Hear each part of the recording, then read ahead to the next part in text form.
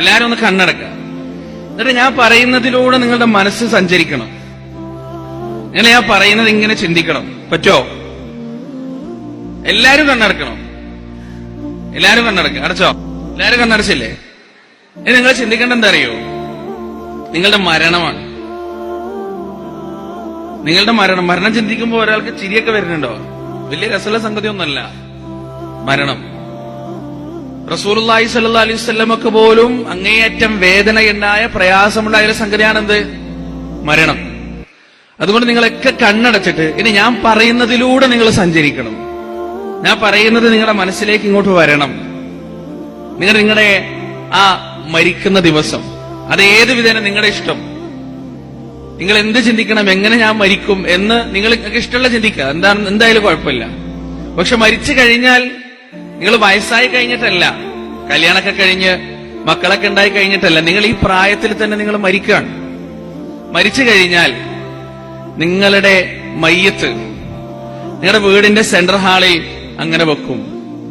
മനസ്സിലേക്ക് അത് വരണം. വീടിന്റെ സെൻട്രൽ ഹാളിലെ മയ്യത്ത് വെച്ച് നിങ്ങളുടെ ഉമ്മാനൊന്ന് ഓർത്തു നോക്കിയേ, നിങ്ങളുടെ വാപ്പാനൊന്ന് ഓർത്തു നോക്കിയേ, നിങ്ങളുടെ അനുജന്മാരെ, അനുജത്തിമാരെ, കൂട്ടുകാരെ, കുടുംബക്കാരെ, ആ വീടിന്റെ മുറ്റം മനസ്സിലൊന്ന് കണ്ടു നോക്കി. എത്ര ആളുകളാണ്, പരിചയമുള്ളവരും പരിചയമില്ലാത്തവരുമായ ഒരുപാട് ആളുകൾ അവിടെ ഇങ്ങനെ വന്ന് നിൽക്കുന്നുണ്ട്. എന്തിനാണ് അവരൊക്കെ വന്ന് നിൽക്കുന്നത്? നിങ്ങൾ അവസാനമായി ഒരു നോക്ക് കാണാനാണ്. അവിടുന്ന് നിങ്ങളുടെ മയ്യത്ത് വീടിന്റെ പിറകുവശത്തേക്കോ അല്ലെങ്കിൽ കുളിമുറിയിലേക്കോ എടുക്കാൻ എന്തിനു വേണ്ടിയാണെന്നറിയോ? മയ്യത്ത് കുളിപ്പിക്കാനാണ്. പ്രായപൂർത്തിയായതിനു ശേഷം, ഒരു വയസ്സ് കഴിഞ്ഞതിന് ശേഷം നിങ്ങളുടെ നഗ്നത ആരും കണ്ടിട്ടില്ല. ഇന്ന് അപരിചിതരായ, നിങ്ങളുമായി വലിയ ചങ്ങാത്തമൊന്നുമില്ലാത്ത ഒരുപാട് ആളുകൾ നിങ്ങളുടെ നഗ്നത കാണാൻ പോവാൻ, നിങ്ങളുടെ എല്ലാം കാണാൻ പോവാൻ. അവരുടെ മുന്നിൽ അവരിങ്ങനെ മയ്യത്ത് കുളിപ്പിച്ചുകൊണ്ടിരിക്കുമ്പോ നിങ്ങളെ തല ചെറുതായിട്ടൊന്ന് ഉയർത്തിപ്പിടിച്ച് വയറിലേക്ക് അങ്ങനെ തടവുന്ന സമയത്ത് ആ വയറിന്റെ അകത്തുള്ള മാലിന്യങ്ങൾ പുറത്തേക്ക് വരാൻ, അതിന്റെ ദുർഗന്ധം അവരനുഭവിക്കാൻ, അതവര് കാണാൻ, അതവര് കഴുകിക്കളയാൻ. ആത്മാഭിമാനമെന്ന് നമ്മളെ മനസ്സിലാക്കിയ സകലതും തകർന്ന് അവിടെ തരിപ്പണമാവാൻ, അവിടെ ഇല്ലാതാവാൻ.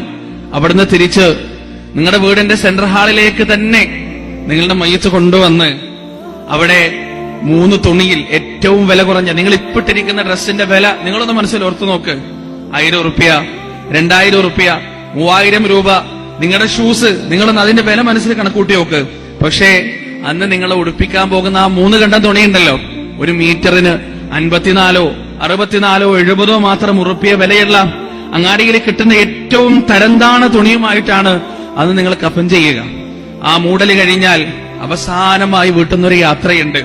എല്ലാം വിട്ടെറിഞ്ഞിട്ട് മനസ്സില്ലാ മനസ്സോടെ നിങ്ങളുടെ ഉമ്മയും നിങ്ങളുടെ അനുജന്മാരും ജ്യേഷ്ഠന്മാരും കുടുംബക്കാരും നിങ്ങൾ അവിടുന്ന് യാത്രയാക്കുന്ന ആ ദിവസം, ഇനി ഒരിക്കലും വീട്ടിലേക്ക് തിരിച്ചു വരാത്ത ദിവസം. സാധാരണ കോളേജിലേക്ക് ഇറങ്ങുമ്പോ ഉമ്മ ഞാൻ വൈകുന്നേരം വരാമെന്ന് മനസ്സുകൊണ്ടെങ്കിലും നമ്മൾ പറയുമായിരുന്നു. പക്ഷേ ഇന്ന് നമുക്കത് പറയാൻ കഴിയില്ല. ഇനി ഒരിക്കലും തിരിച്ചു വരില്ല നാം. അങ്ങനെ നാം പള്ളിക്കാട്ടിലേക്ക് പോവാൻ. ആ പള്ളിക്കാട്ടിലേക്ക് പോകുമ്പോ പള്ളിയിലേക്ക് അതിന്റെ മുമ്പ് വെച്ചിട്ട് പള്ളിയുടെ 1ാമത്തെ സഫിൽ നിങ്ങളെ മയ്യത്ത് വെക്കുമ്പോ ആൺമക്കളോട്, മക്കളെ ഒരു വട്ടം നിങ്ങളൊന്ന് ഓർക്കണം, ആ 1ാമത്തെ സഫ് നിങ്ങൾക്ക് പരിചയമുണ്ടോ? ആ 1ാമത്തെ സഫ് നിങ്ങൾക്ക് പരിചയമുണ്ടോ?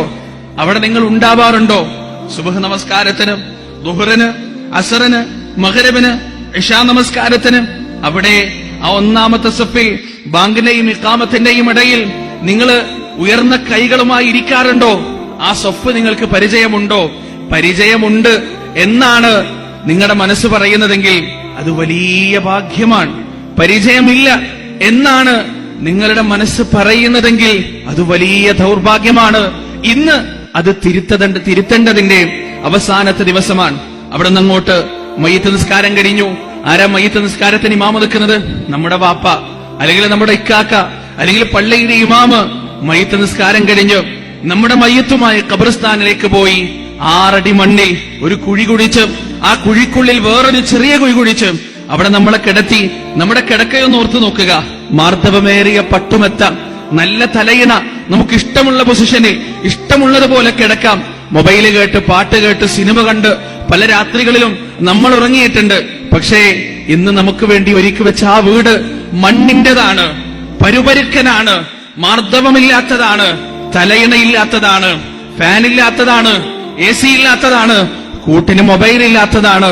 അവിടെ ആ ചെറിയ കുഴിയിലേക്ക് നമ്മെ ഇറക്കി വെച്ച് അതിന്റെ മുന്നിൽ കല്ലുകൾ വെച്ചുകൊണ്ട് നമ്മുടെ കുടുംബക്കാരും നമ്മുടെ കൂട്ടുകാരും അതിന്റെ മുകളിലേക്ക് മണ്ണ് വാരിയിട്ട് അവിടുന്ന് തിരിച്ചു പോവാൻ. അവരുടെ തിരിച്ചുപോക്ക് നിങ്ങളുടെ മനസ്സിൽ നിങ്ങളൊന്ന് കാണണം. അവര് തിരിച്ചു വീട്ടിലേക്ക് എത്തിക്കഴിഞ്ഞാൽ അവിടെ നിങ്ങളുടേതായ പലതും അവശേഷിക്കുന്നുണ്ടാവും. നിങ്ങൾ ഉപയോഗിച്ച കമ്പ്യൂട്ടർ ഉണ്ടാവും, നിങ്ങൾ ഉപയോഗിച്ച ലാപ്ടോപ്പ് ഉണ്ടാവും, നിങ്ങൾ ഉപയോഗിച്ച മൊബൈൽ ഫോണുകൾ ഉണ്ടാവും, നിങ്ങൾ ഉപയോഗിച്ച പുസ്തകങ്ങൾ ഉണ്ടാകും, നിങ്ങളുടെ സ്കൂൾ ബാഗുകൾ ഉണ്ടാവും. അവയോരോന്നും നിങ്ങളുടെ മനസ്സിലേക്ക് വരണം. നിങ്ങളുടെ മരണശേഷം നിങ്ങളുടെ അനുജനോ ജ്യേഷ്ഠനോ ആ മൊബൈൽ ഫോൺ എടുത്തൊന്ന് പരതി നോക്കിയാൽ, അതൊന്ന് ചെക്ക് ചെയ്ത് നോക്കിയാൽ അതിലെന്താണ് കാണാൻ പറ്റുന്നത്? ചാറ്റ് ചെയ്യാൻ പാടില്ലാത്ത ആളുകളുമായി ചാറ്റ് ചെയ്തതായി ആ മൊബൈലിൽ അവർക്ക് കാണാൻ പറ്റുന്നുണ്ടോ? വിളിക്കാത്തവരെ വിളിച്ചതായി ആ ഫോണിൽ അവർക്ക് കാണാൻ പറ്റുന്നുണ്ടോ? കാണാത്തത് കണ്ടതായി ലാപ്ടോപ്പുകളിൽ അവർക്ക് കാണാൻ പറ്റുന്നുണ്ടോ?